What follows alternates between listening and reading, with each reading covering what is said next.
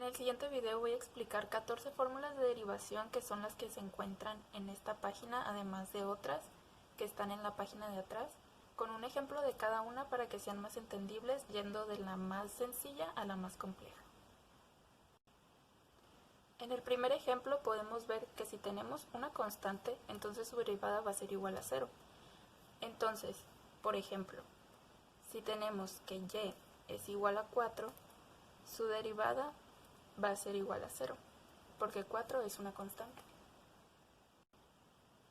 Para el segundo ejemplo podemos ver que ahora la x está acompañada por su base. También podemos ver que la fórmula de derivación nos dice que la derivada de esto sería simplemente su base.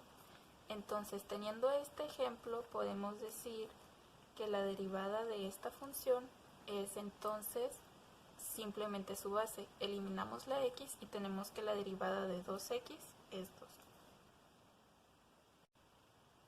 Para el ejemplo número 3 podemos ver que tenemos una combinación de la primera fórmula y la segunda. Aquí no es diferente a las otras dos, simplemente que se va a hacer por separado, aunque también podemos notar que el resultado de esta ecuación es igual a la derivada de la anterior. Esto es porque si vemos la primera, vemos que la constante es igual a 0. En este caso no va a ser diferente. Entonces, si eliminamos la constante, en este ejemplo sería el 4, eliminamos el 4, nos queda simplemente 4x.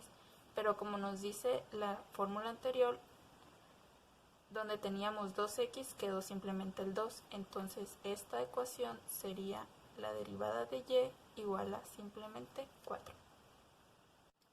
Para el ejemplo 4 podemos ver que la siguiente fórmula es algo complicada de ver, aunque en realidad es sencilla de aplicar. Si tenemos ax elevado a una potencia, la fórmula nos dice que su derivada va a ser esta potencia multiplicado por su base, dejamos la x igual y a su exponente le restamos 1. Si tenemos este ejemplo, entonces podemos decir que la derivada de y es igual a su exponente, que en este caso es 2, multiplicado por su base, que en este caso es 7, dejamos la x igual y al exponente le restamos 1. Simplificando todo esto, tenemos entonces que la derivada de y es igual a 2 por 7, que es 14, y dejamos la x normal, y 2 menos 1 es 1, pero el 1 no se expresa, entonces tenemos que la derivada de y es 14x. La fórmula número 5 básicamente nos dice que si tenemos sumas y o restas de términos que tienen la misma forma que la fórmula anterior, entonces simplemente debemos derivar con la fórmula, pero respetando los signos de suma o resta que hay entre cada término. Para este ejemplo, entonces, siguiendo las reglas que vimos en la fórmula anterior, tenemos que la derivada de esto sería 3 por 3, 9, dejamos la x igual, y al exponente le restamos 1, que sería 2. Y para los demás términos hacemos lo mismo, pero respetando los signos que hay en medio de ellos, que en este caso serían 2 más. Aquí para el siguiente sería 2 por 2, 4, dejamos la x igual, y como 2 menos 1 es 1, entonces no lo escribimos.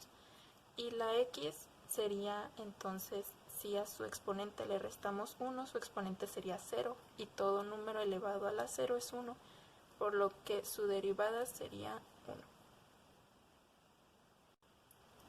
En la número 6 tenemos que si una función es igual a esta forma, que es x elevado a una potencia sobre un número base, entonces su derivada va a ser esta potencia multiplicado por 1 sobre el número base, la x la dejamos igual y a su exponente le restamos 1. Aplicándole al ejemplo este que tenemos aquí, entonces podemos decir que la derivada de y es igual a, siguiendo la fórmula, n, que es igual al exponente, y el exponente es 8, entonces ponemos 8, 1 sobre a, en este caso a es 2, multiplicado por 1 sobre 2, x la dejamos igual, y el exponente le restamos 1, que sería 8 menos 1. Simplificando, entonces tenemos que 8 por 1 medio es igual a 4, x, y 8 menos 1 es igual a 7. Número 7. Si tenemos una función que es igual a 1 sobre ax a la n, entonces simplemente seguimos esta fórmula, en la que nos dice que la derivada de esta función es igual a la derivada de u por v menos u normal por la derivada de b sobre v al cuadrado. En este caso tenemos que asignar términos, quién será u